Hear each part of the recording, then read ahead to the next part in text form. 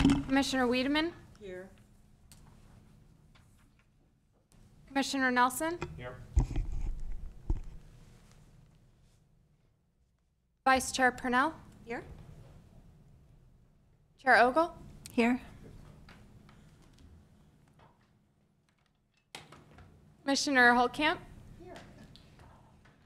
And Commissioner Warner is absent by designation. Thank you. Do we have a determination of legal notice? Legal notice has been established. Thank you. And do we have a director's report? Good morning, Madam Chair. Brent Schultz, Planning and Building Services Director.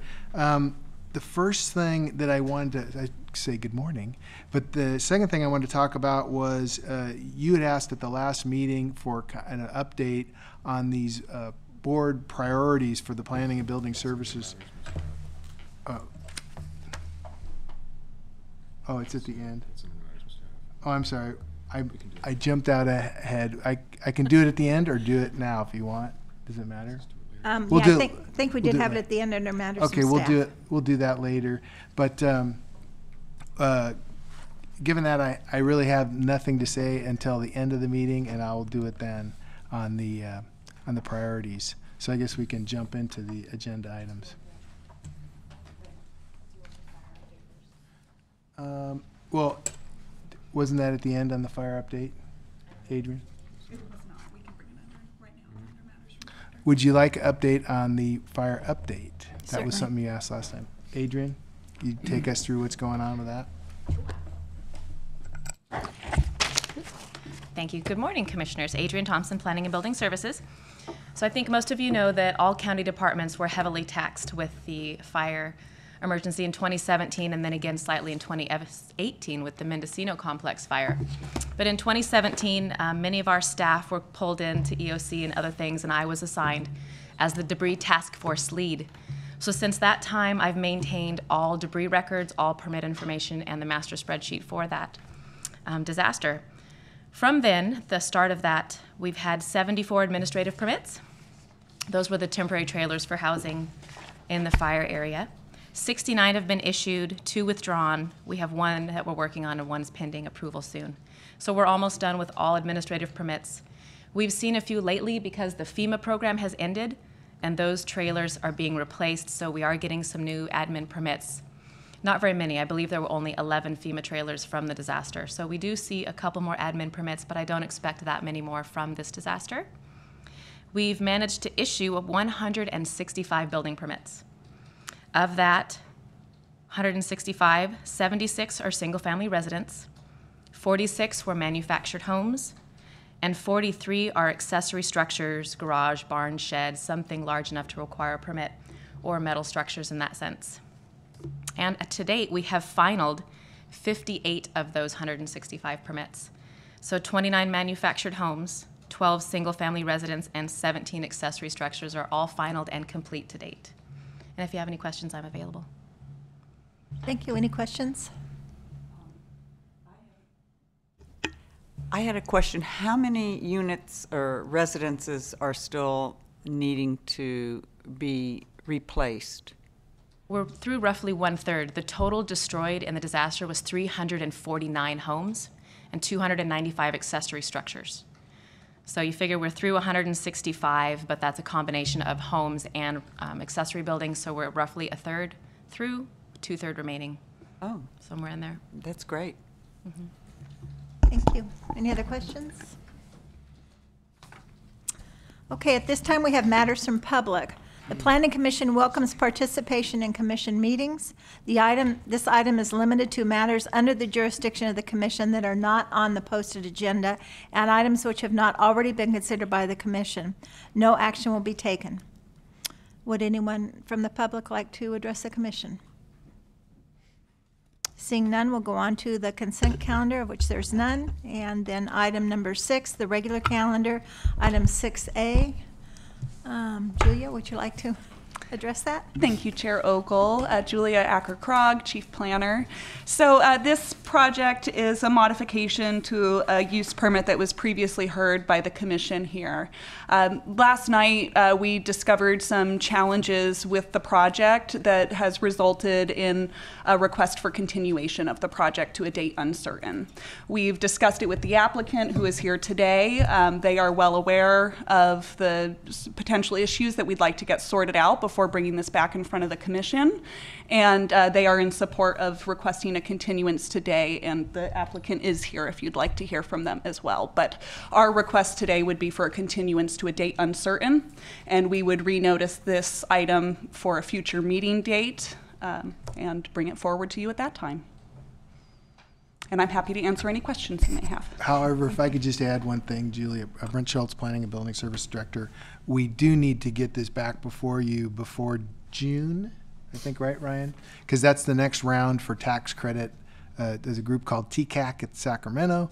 They're the ones who fund these types of projects. So we got to get back to you with this project before June, hopefully April-ish, Julia, right?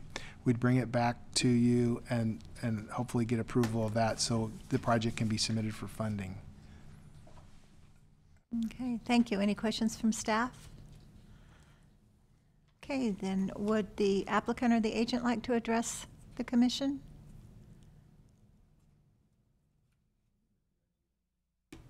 You're not required to. Okay. Okay, thank you.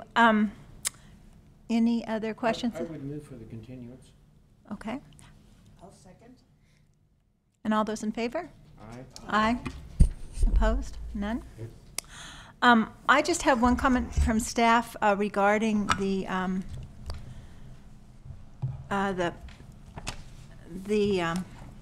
packet. Previously, I know there have been a few changes in how the packets are done, but the district used to be listed on the front page under the case number. I didn't see that here, and it's helpful to have that, which district these items are from. It's really helpful for District 1, 2, and 5, We have a really weird border. Yeah. It's hard to know. So that would be great. That was the only comment that I had. And if I may, through the chair, we can certainly accommodate that on future agendas to put an item under the case block information that would indicate which supervisorial district it would be in. Great. Okay, thank you. Let's see. Then I guess the next item on the agenda, 6B, is discussion and possible action regarding nomination of 3 Planning Commission representatives to the Mendocino County Airport Land Use Commission. Am I up?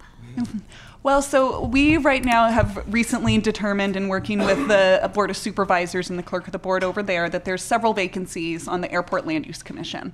And as part of that, the requirements under the Airport Comprehensive Land Use Plan do require that there's 3 members from the Planning Commission. So with that, we are bringing this forward to you today because we need to get our membership back up on the commission at this time. So this is being brought forward to you guys to select 3 representatives to be part of the Airport Land Use Commission, which meets typically on the same days as Planning Commission at 2 p.m. in the afternoon.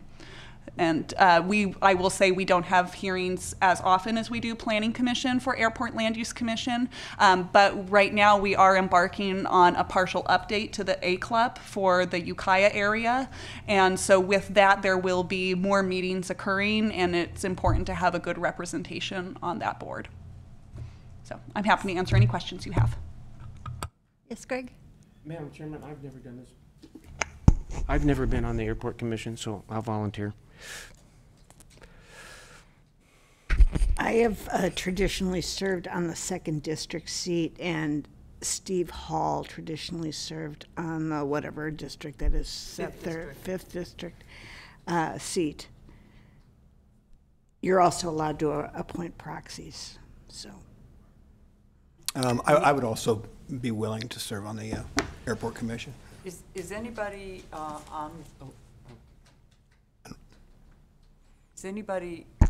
is Molly on that committee? Anybody from the coast? No, the 5th district person Right. was the person. Right. Because there's an airport in the 5th District. Right. Hello. All right, I'll volunteer. Normally, we have had so few meetings that we couldn't even remember who was on the commission. Okay. But that is not the case now. Right now, there has been some development around the Ukiah Airport, and there has also been need to update a plan that was finalized in 1992 and is sadly out of date. So there is likely to be more meetings, but they are on Planning Commission days, so you don't have to come a separate day. Right. So unless I'm mistaken, I'm hearing we have four people who are offering to serve on that commission. I heard only 3 at this time in terms of Planning Commission representatives because Ms. Holtkamp is already the 2nd district. Excuse me, am I wrong here? So Deputy County Counsel Matthew Kudrowski, there are 3 seats for planning commissioners, and all 3 are currently vacant. Commissioner Holtkamp's seat, I believe, is just expired within the last month or so in terms of your actual term. So we are looking for 3 members, and as part of this process, because they're all coming, these 3 seats all come from the Planning Commission. The commission has generally agreed who they want to nominate. After today's meeting, those 3 people will then have to submit their names to the clerk of the board for the actual appointment to the commission by the Board of Supervisors. So I've heard 4 names so far. But Is there a formal paperwork process? What do you do to submit your name? I believe, and I'd have to confirm with clerk of the board staff, that since you've all already submitted your paperwork for the planning commission, that there's no further documentation to go through other than your names. But after the But meeting, they we would like can- to hear that you affirmatively would care to hold the seat. Correct, or there may be one piece of paper to be submitted that just says these are of these 3 people of the planning commission, we're the ones who'd like to serve on the airport land use commission. So there is one extra step, but it should be fairly minor in terms of getting that processed. But we're looking for an agreement of 3 names by the commissioners of who would be the representatives on the commission. So if I'm not mistaken, I heard Commissioner Holtkamp, Commissioner Nelson, Commissioner Wiedemann, and Commissioner Jacobson. So do we vote on that, or how do we? I wouldn't, well, and I guess there's, problem if all 4 wanted to submit to the board, but we only need 3 names. So if one person wants to bow out now, otherwise I guess 4 could submit, and then the board has to select 3 of the 4. Usually, the commission, I think, just appoints the 3 seats they want to, and that's all there is. Does Commissioners Jacobson live in the 2nd district? Yeah, Redwood Valley, That's the 1st district. 1st district. I'm in the 1st district. Because otherwise I would be happy to have you do it. Oh, okay. I'm not sure what the rules are about that, but There may be custom in terms of where the planning commissioners have come from, who have chosen to go on the Airport Land Use Commission. I'm not aware of a requirement that certain districts be represented. okay. Well, I do know that Eric Crane, who is on the commission, it does live in the Ukiah area. So if you have an overwhelming interest to do it, I would be happy to concede it to you. I'd like to do it. It's interesting. So now you're down to 3. Okay. So do we need approval or a vote from the commission, or how do we do that, Matt? The commission isn't necessarily the ones appointing themselves to the Airport Land Use Commission, so I don't think a vote in particular is here, but if all 3 commissioners could, after this meeting, walk over to clerk of the board's office, and then, and I can go with you, to state that we want to try and submit the names for consideration by the Board of Supervisors for the 3 planning commission seats. Okay, thank you. Okay. So moved. So I think we're on to item 7, matters from staff. And I think now it is your turn, Brent, for discussion and update regarding the Planning and Building Services priority list. Okay, great. Again, Brent Schultz, Planning and Building Services Director. I wanted to kind of go over a report that I had given to the Board of Supervisors on November 13th. And it was really to get direction on priorities. We, as you know, in Planning and Building Services, we're going in many different directions. Our day-to-day just permits as well as projects that the board has over time. And so I had heard about all these projects and put them together and then just took it forward to the Planning Commission to get their direction, and they concurred that these were the priorities they wanted us to work on over the next year. And the first one I'll bring up is the Vineyard Crossings goal, and that was to oversee completion of the EIR and to provide information needed to evaluate the merits of the project, to bring that forward. I can tell you that developer is working diligently on it. It's done quite a few EIRs, not an easy one. It's got ag easements in it, a number of traffic studies and drainage studies, and they're pulling it together. Hopefully we can bring that forward for your consideration in the boards soon. And I think everybody knows about that project, 124 units of new housing right on Lover's Lane, right over by the 101 freeway interchange there at State Street. Very nice project, but it has a lot of issues still to be resolved. And then I can answer any questions about. Excuse me, what was that project called? It's called Vineyards Crossing. Vineyard, okay. Okay. I think you said video crossing, and I thought we were Vineyards putting video Crossing. Cameras on Yeah. crosswalks. So and Matt's been working on it. I've been working on it. Julie, everybody. And so anyway, the second one is Gardens Gate goal. And I'm sorry, before you go on, could I just clarify, is that on the south side of Lover's Lane or the north side? that'd be north of Lover's North side, Lane. where the vineyard? Yeah, where the Okay, vineyard thank you. is, yes. Thank you. And then Gardens Gate is down at the south end of the Ukiah Valley. And that is one where it's really to identify barriers to construction of that project. It was a previously approved project, has a vested map on it. However, there is a developer trying to acquire the property, has not acquired it yet. If they do, I'm sure you will see those plans come forward on that project. Another, if you like housing and you think we need housing in Ukiah Valley, you'll like those projects as they come forward. But there's a lot to do on that. There's drainage issues and other problems of the project that the developer would need to resolve. It's probably going to take another subdivision map, maybe environmental documents that would have to come back to the Planning Commission and board for approval. So we'll work on that if this development interest gets control of the property. And excuse me now, and that's down by Talmadge, yeah, across from the health club, just to clarify for the. Yes, members it's of right the near commission. Gobelet Lane Thank on you. that Yep. end of town.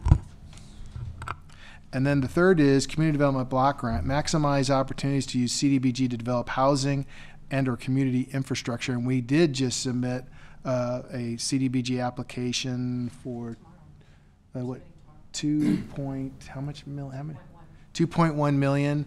A big chunk of that is about 1.4 million for the Orr Street project to pay for all the off-site improvements for that project.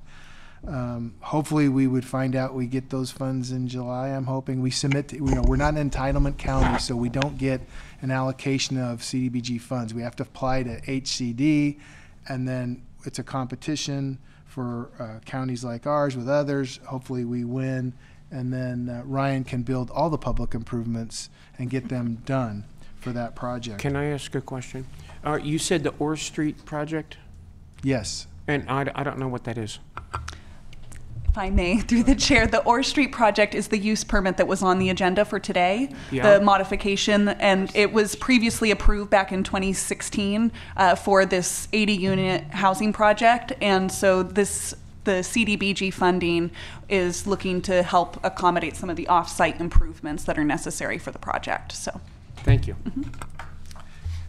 And then the fourth one is inclusionary housing goal is review the inclusionary housing ordinance and present options for amendments intended to clear up ambiguities and consistency with state law.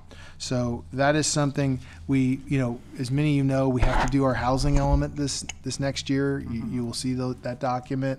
And part of that study is going to be looking at the inclusionary housing ordinance, and are there other things in our ordinances that are impediments to affordable housing production? We have to do that analysis and submit it to the state HCD.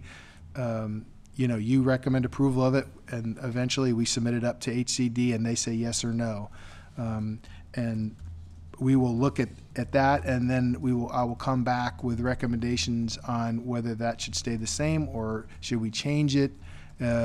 I don't know the whole history behind that inclusionary housing ordinance. I do know it's resulted in no new housing, affordable housing being produced in our county.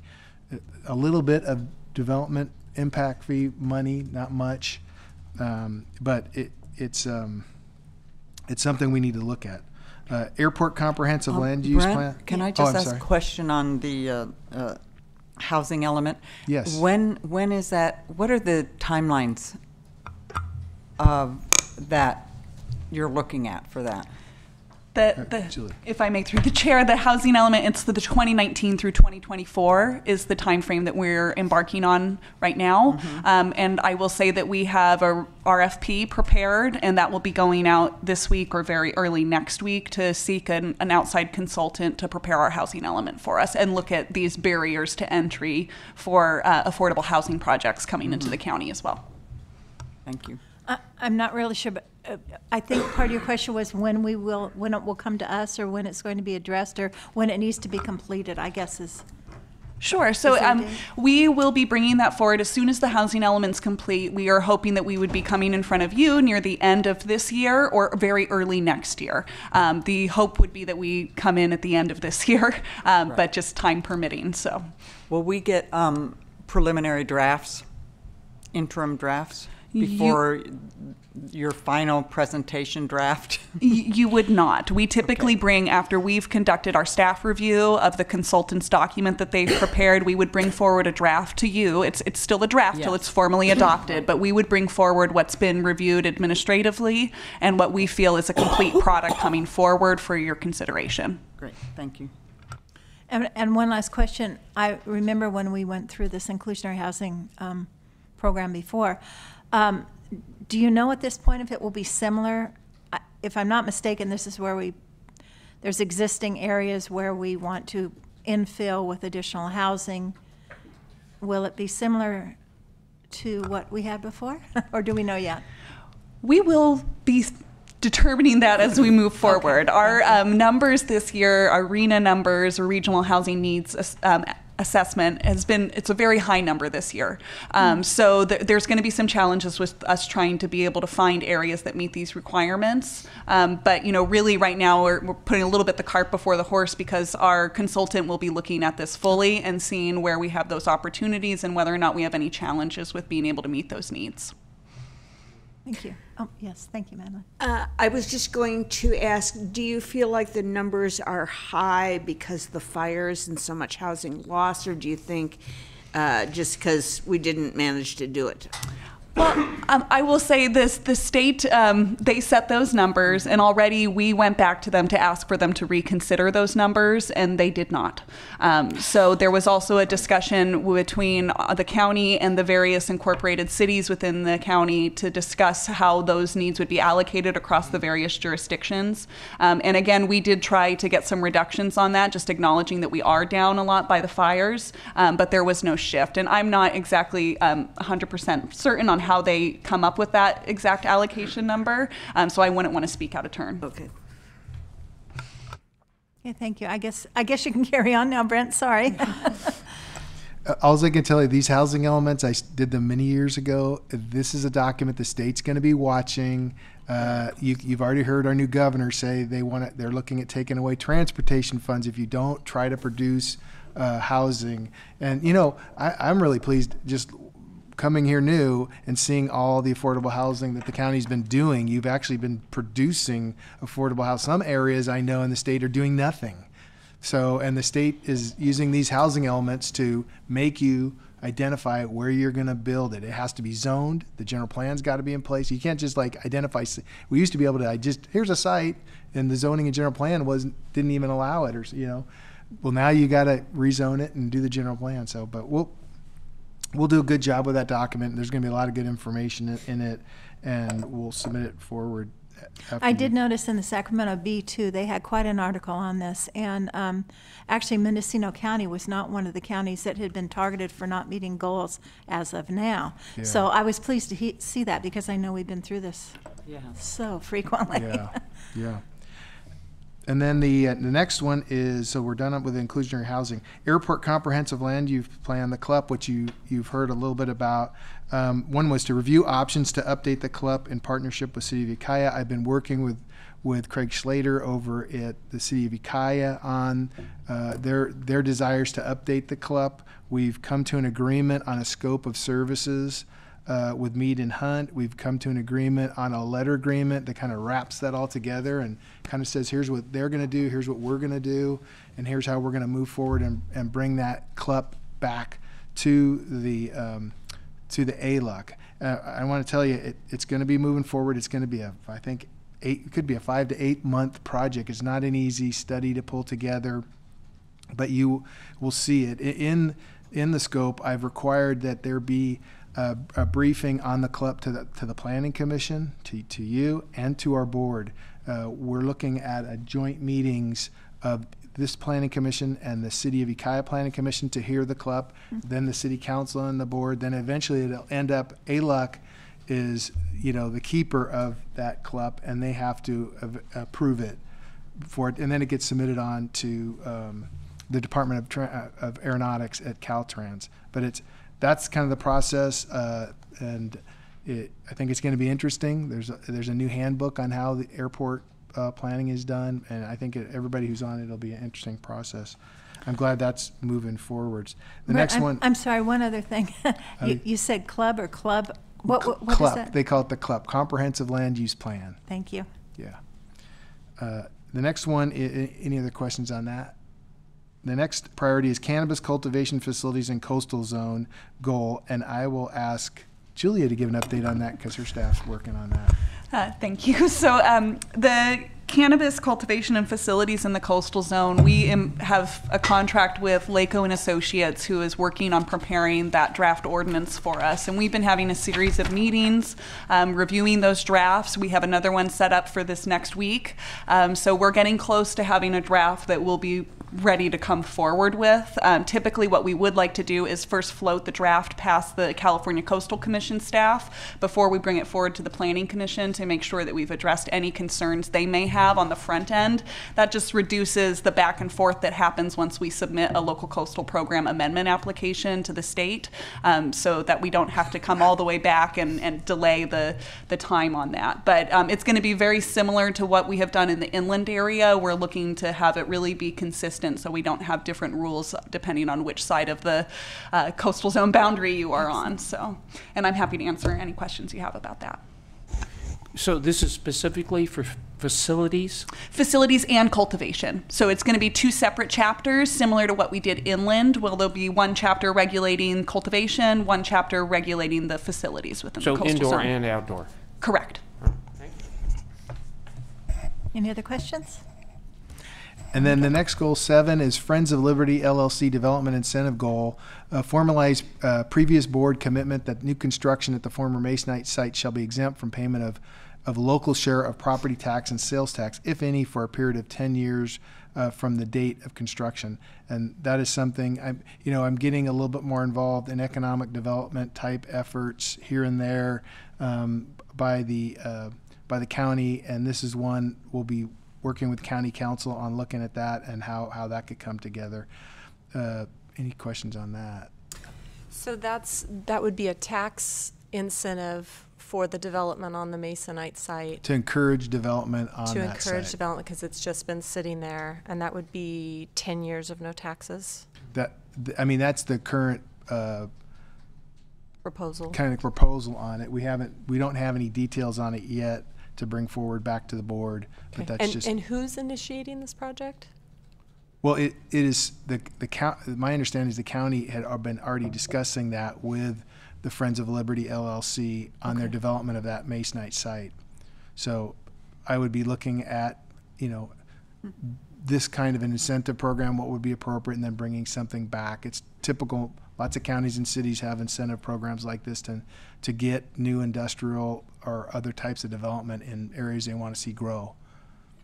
And would this be new for Mendocino County? I don't know, Matt, I'm not aware of anything else that's ever been done like it here. Thank you. Are there we any would just incentive be pro- talking about property taxes, right?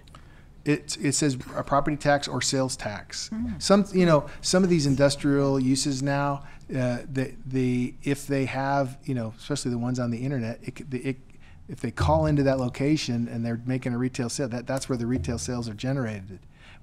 I would love to see a big generator like that in our county because it would help us provide more services.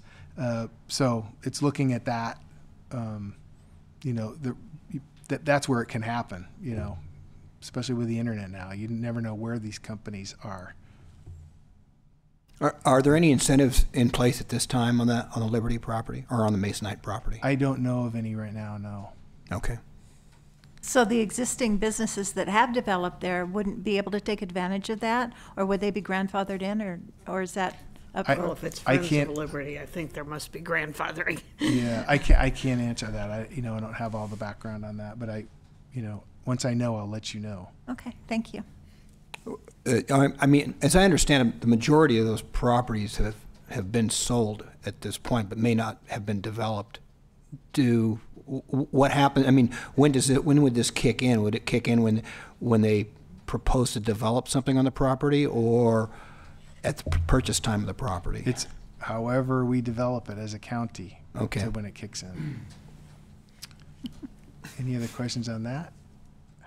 The next one, 8, is Oak Woodlands Ordinance Goal, and I'm going to let Julia talk about that. Thank you. So with that, we have a planner in our office that is going to be working on the Oak Woodlands Ordinance Goal. You've seen him before, Sam Vandewater. He goes by Vandy. He's preparing the Oak Woodlands Ordinance at this time, and we're hopeful to bring that forward to you also during this calendar year.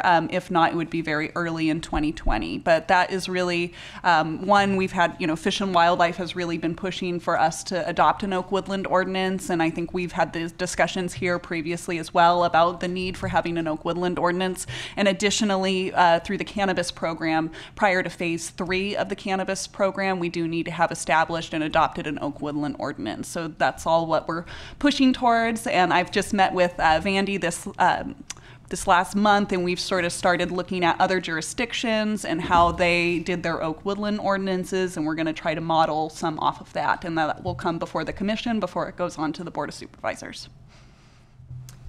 And will that Oak Woodlands ordinance, will that effort also include establishment of the Oak Mitigation Fund? Because I believe we do not currently have a repository for our Oak Mitigation Fund. I will say I'll have to look at that and see if that's part of the requirements under it, and whether or not that's something that falls under our purview necessarily under planning and building for establishing that mitigation fund.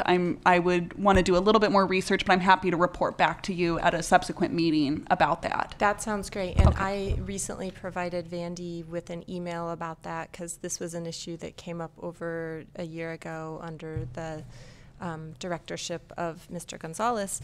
And at that time, we established that the state's Oak Mitigation Fund was defunct.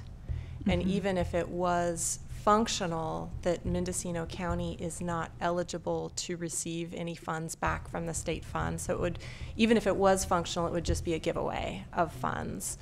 And I'm just recalling that we had approved a use permit for, I think it was a gravel quarry, and they were supposed to be making a contribution. Correct. So I'm kind of like, where's that money? Where did it go? How do we keep it local?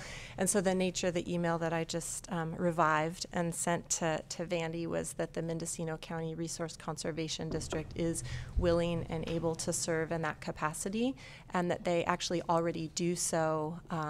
They receive mitigation funds for Caltrans projects, so it's something they already do. And I'm happy to chat with you more about that. I would just like to see us keep the money local and actually get it to where it needs to go.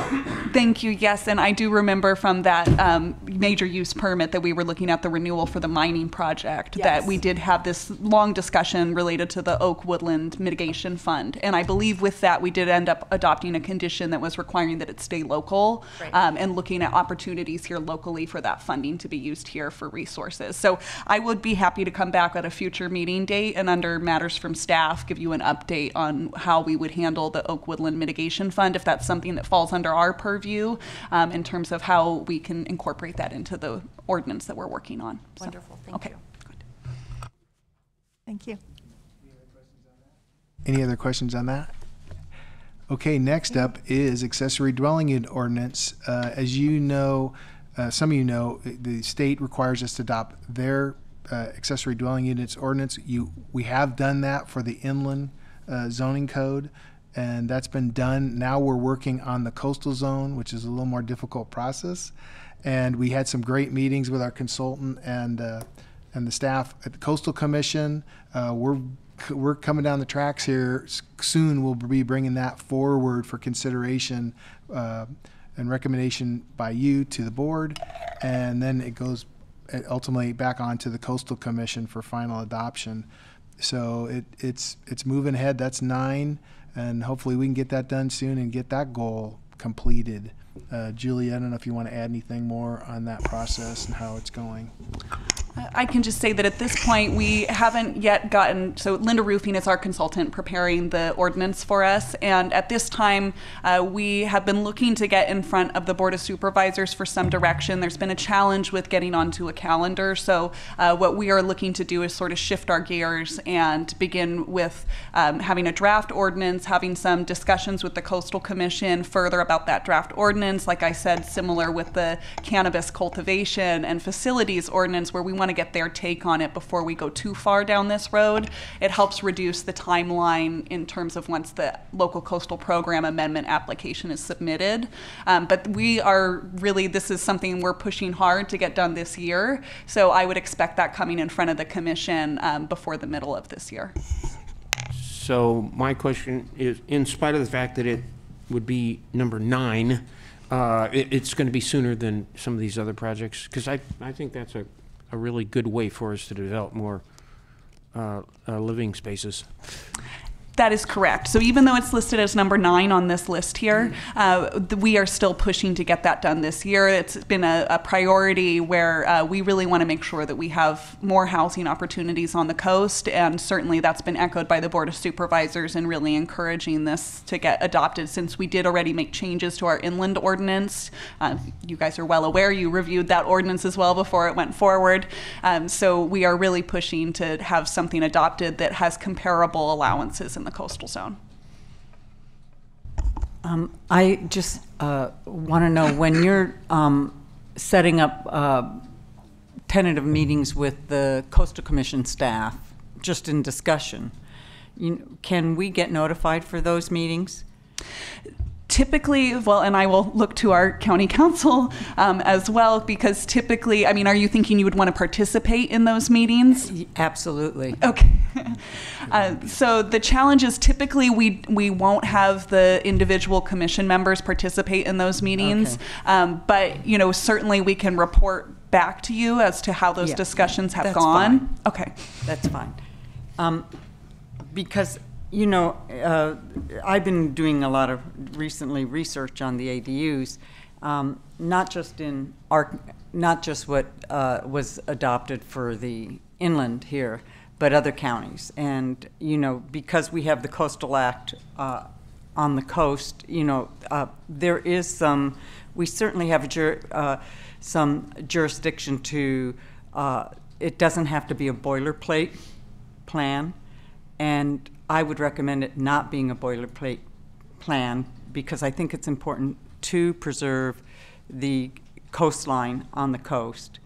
And when you read the ADUs, and I'll just say briefly, it's not so much the issue of the 1,200 square foot extra dwelling, and then the 500 square foot junior ADU that has a 30-day you have to make sure somebody's living in it for 30 days or longer, as it states.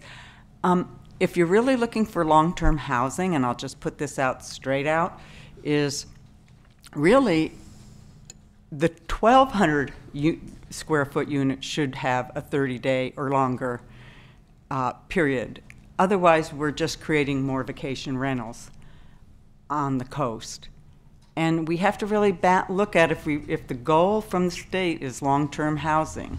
I think it's different inland, but on the coast, because there is such a drive for visitor serving facilities, it's an issue.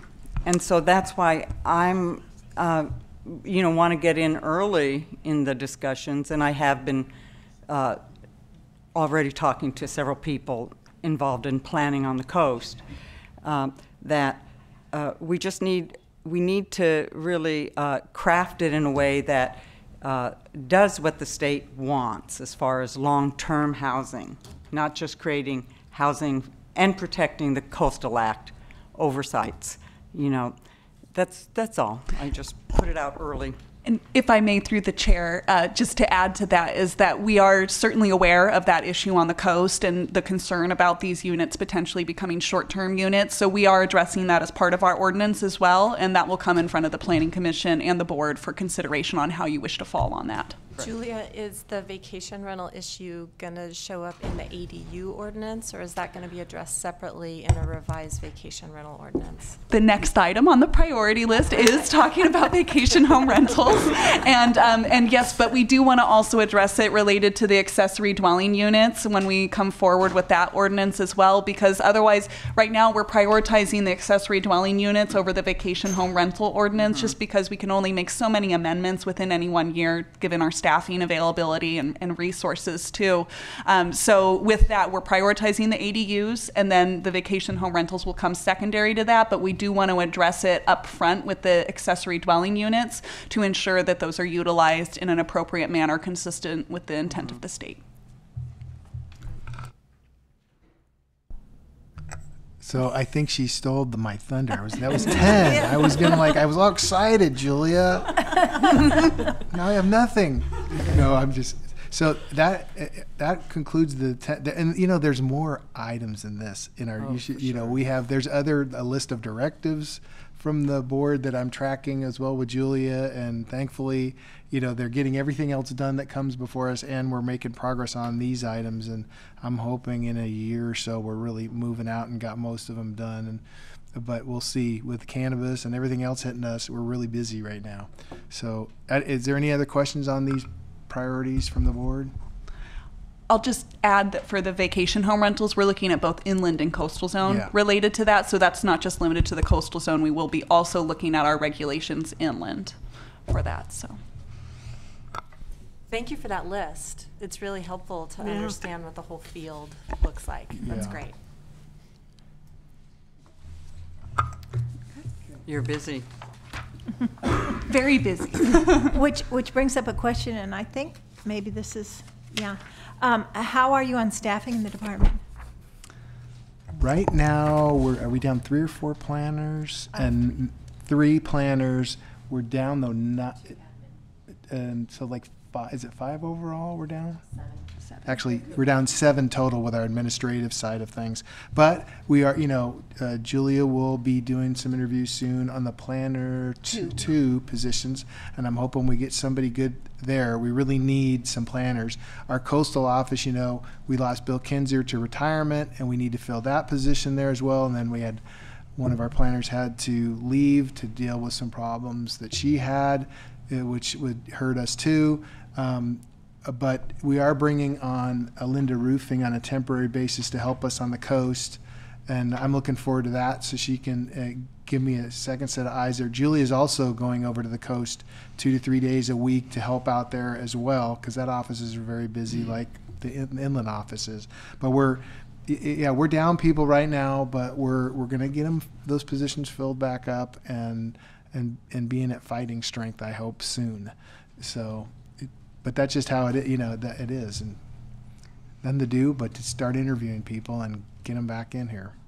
Okay, thank you. I believe we're down to item 7B, discussion regarding municipal advisory councils. Oh, sorry. So through the chair, Deputy County Counsel Matthew Kudrowski, I want to walk back real quick to item 6B in terms of the ALUC appointments.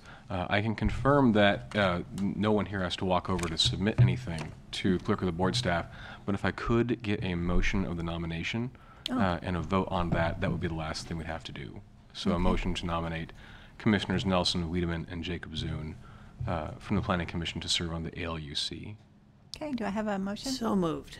Second? Okay. Is that just a voice vote, or do we individually vote on that? A group?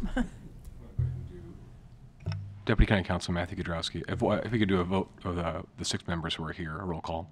Okay.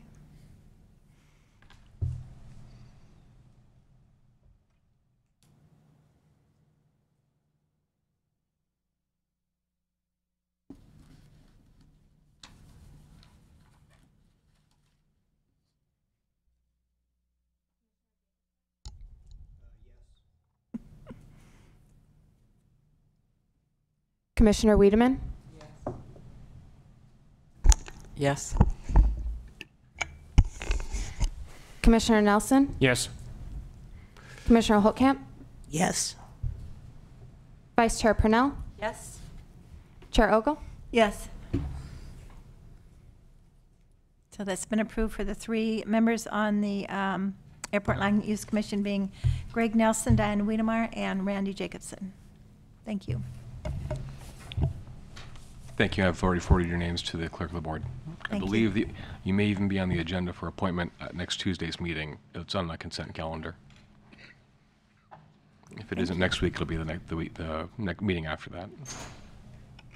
Okay, then I think now, oops, sorry, go ahead. I'm sorry. That's okay. We'll get notice agendas in the mail or of the meetings. Yes, the planning staff distributes the LUC agendas just as they do for planning commission, and I'll try and make sure that either planning staff or clerk of the board staff notify the 3 of you that you've been formally appointed by the board. Okay, I think now we're on to 7B, discussion regarding municipal advisory councils. Thank you. So Julia Ackerkrog, Chief Planner. You have in front of you a handout that we passed out today. It's Mendocino County Policy number 51, which was adopted by minute order by the Board of Supervisors. Do you have that handout in front of you? No. Let's make sure that you have that handout.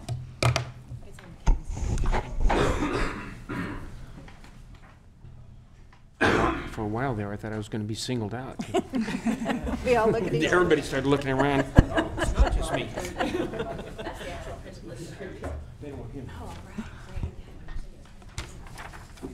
Thank you. Okay, priorities.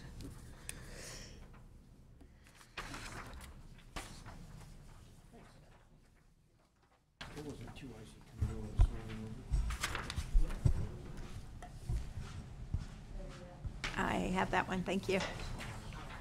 Thank you.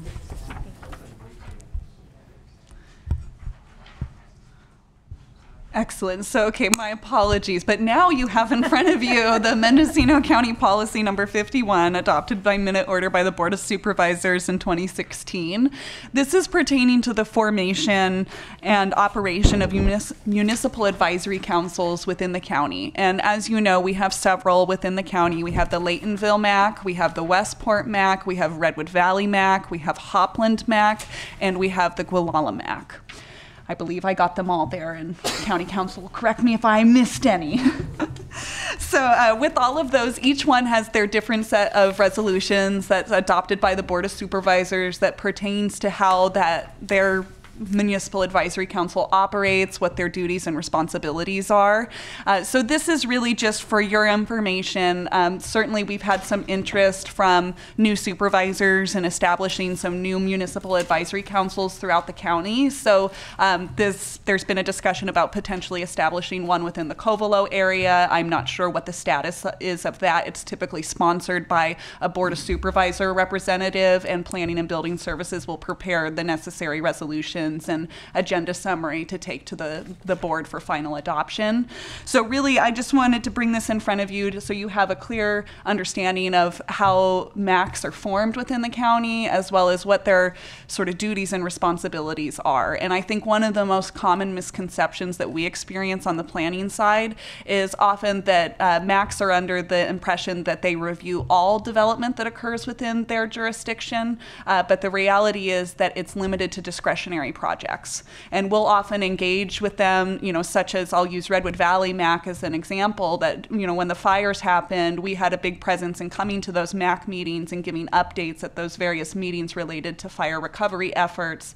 And so MACs can also serve as an excellent sort of forum for having discussions like that related to the community. So, but the bulk of what they see are discretionary permits that come through, subdivisions, coastal development permits if you're on the coast, use permits, and general plan amendments, rezones, boundary line adjustments, things such as that. So I'm happy to answer any questions you may have about municipal advisory councils, but I think this policy is rather comprehensive in how it goes through how they're established as well as their operation. And I would be happy to share with any of the commissioners here the resolutions that are adopted for various MACs within your jurisdiction if you're interested in seeing how those duties and responsibilities are signed in there.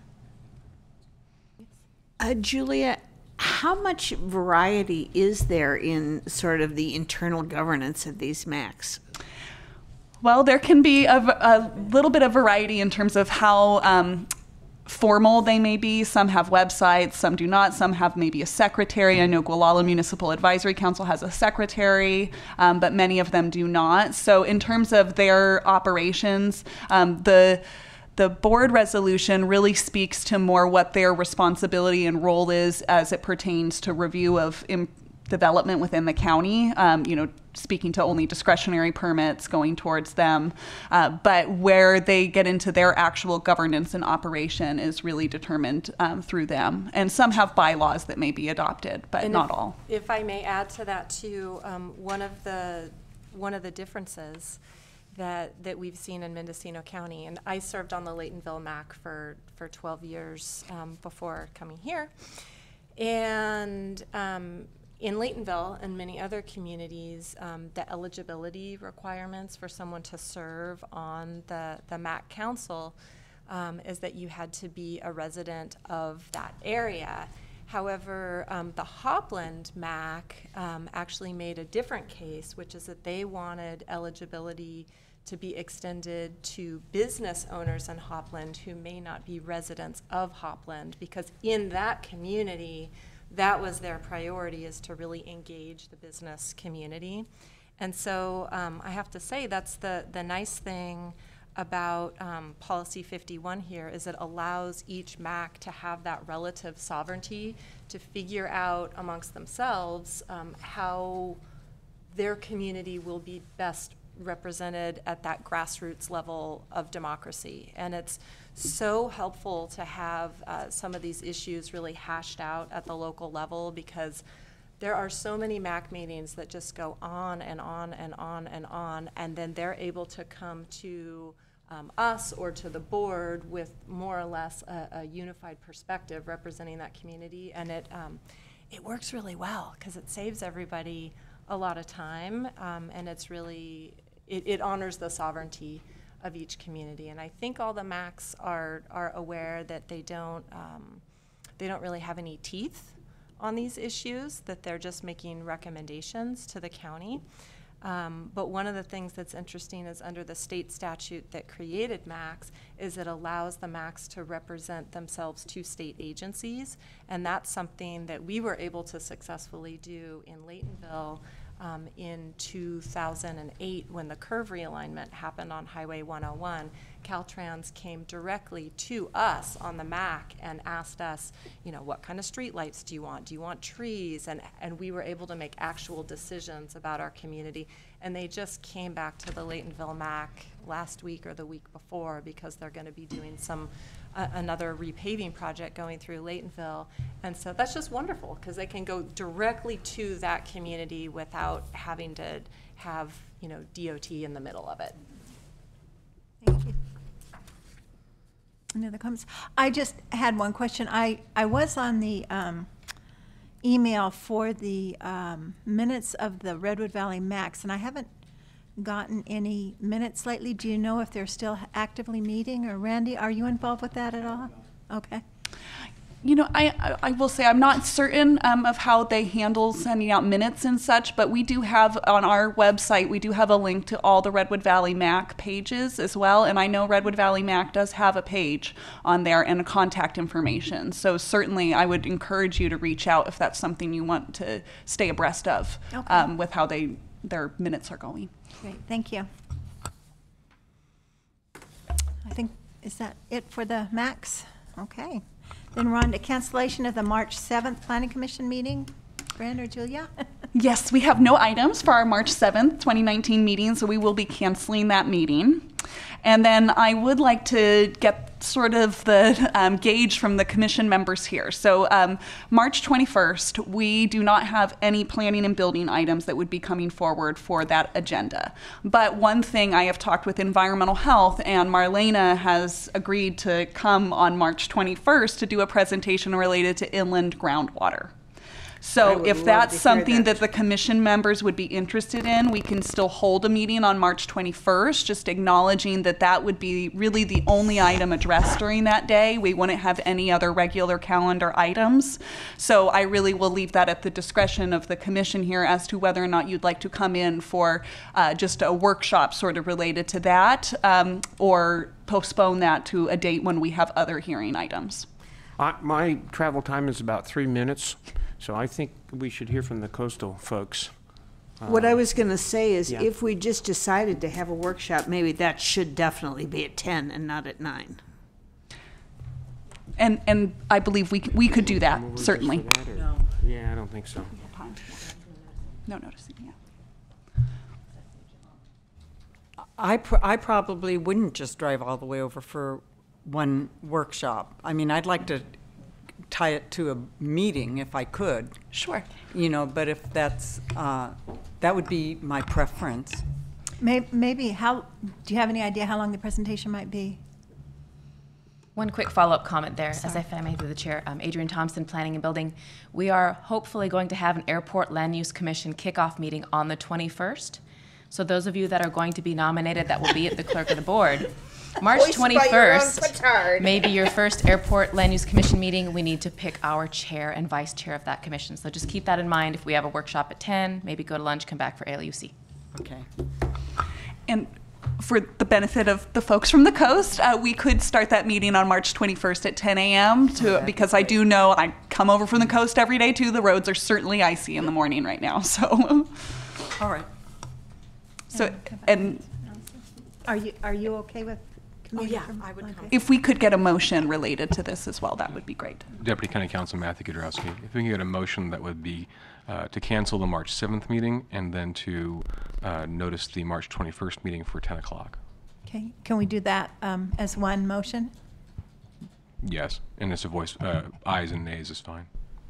So moved. Okay, all in favor? Aye.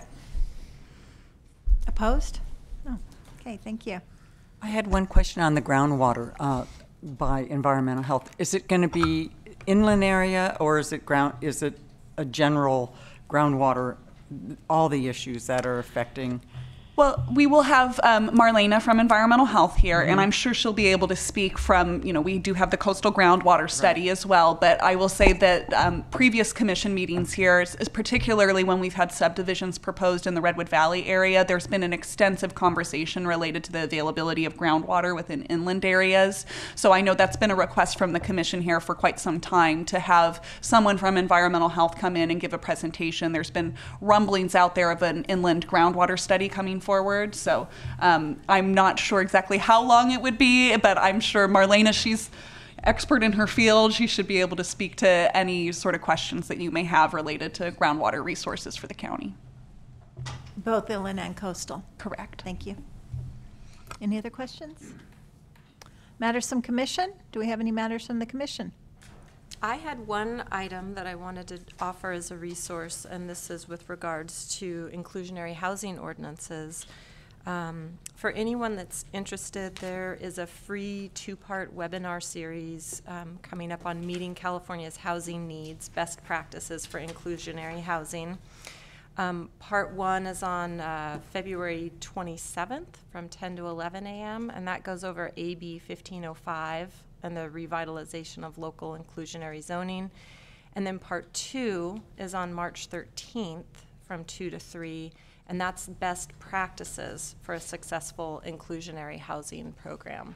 So Could you maybe get that to the clerk or something so we could get an email? I will do that. We can pass that on. Yeah. And these are, free webinars made available through the Local Government Commission and the Western Center on Law and Poverty. So, and I know this is something that they've actually been working on for over a year, trying to collect the information about best practices, when inclusionary housing is working, when it's not working, and kind of getting into the guts of it. So relevant conversation for us. And to what email address should I send this? Well, I'm assuming if you sent the information to Caitlin or whoever, that they could pass it out to the rest of us. I will do that. Thank you. Anything else from the commission? And then we will go on to item 9, approval of minutes. And Matt, I think you wanted to address that first. Thank you very much. Deputy County Councilor Matthew Kudrowski. Just wanted to note, given the kind of turnover we had on the commission, that under Robert's Rules of Order, there isn't a requirement that to vote on minutes of a meeting that you had to have been there. The minutes are actually more of a statement of looking at the work of the secretary and preparing an accurate statement of the meeting. So a member's absence from a meeting does not mean they are prevented from participating in approval of the minutes. So for the minutes we're looking at here going back into 2018, if you were not on the commission at that point, you may still vote on the minutes item, and I would ask that you do so we can get a majority vote of the commission. So in other words, I think there are Only 3 of us 4 that of were us. here. Well, no, Allison Oh, was no, here. Allison was Yeah. here for most of those, I think. So it would take all 4 of us to approve them, is that correct? Well, if anything requires a majority vote, but at a minimum, if those who were not here in 2018, they can still vote on the minutes. There's no prohibition on doing so. I knew that. Seems strange.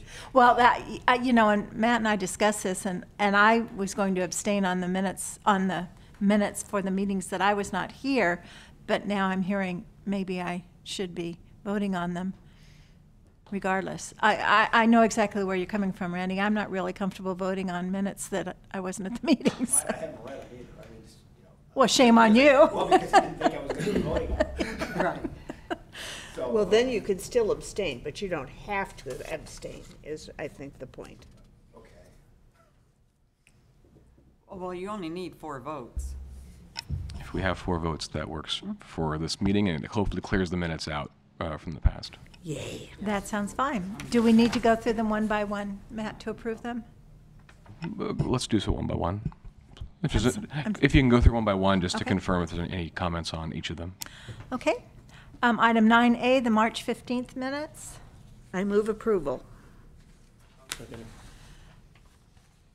I did send in some corrections. Adrian, did you get all these? Or okay, thank you. As amended. Thank you. Or, yeah, corrected, whatever. All those in favor? Aye. Aye. Did we have 4 or 3? 4, okay, thank you. And the March 17th minutes, or sorry, May 17th minutes? Any comments, corrections? I had some that were sent in. Anyone else? Do we have a motion? I'll move the minutes as amended. Okay, all in favor? Aye. And the September 20th minutes? Sorry, just as a note, Deputy County Counsel, can you ask if there are anyone who are either abstaining or voting no? Oh, okay. We're only counting one aye vote without knowing how many people are doing that. All right. Abstain? Abstain. Is that for both the March 15th and the May 17th? Yes. That's correct. Thank you. And are we down to September 20th? Do we have a motion? I'll move approval. I'll second. Okay. Just All to those, make a little variety. all those in favor? Aye. Aye. No or abstentions? Abstain. Thank you. And now we are on November 27th. Any comments? I sent in some corrections on that one. Do we have a motion? I move to approve as amended. I'll second. Comments? All in favor? Aye. Abstain. Abstentions? Thank you. And December 6th, that was a recent one. So do we have any comments or corrections? Okay, do we have a motion? I move to approve. I'll second it. All in favor? Aye. Abstentions? Abstain. Thank you. Anything One last question before, I didn't. should we hang on to the staff report or will it be totally revised? It will be renoticed, so you will get a new packet, so no need to hold on. Thank you. And you'll add the district on that from now on? Yes, Thank we you. will. Thank We'll you. make sure that we do that on future agendas. Great, thank you. I move adjournment. Second. All in favor? Aye. Thank you, everyone. You might have beat my record.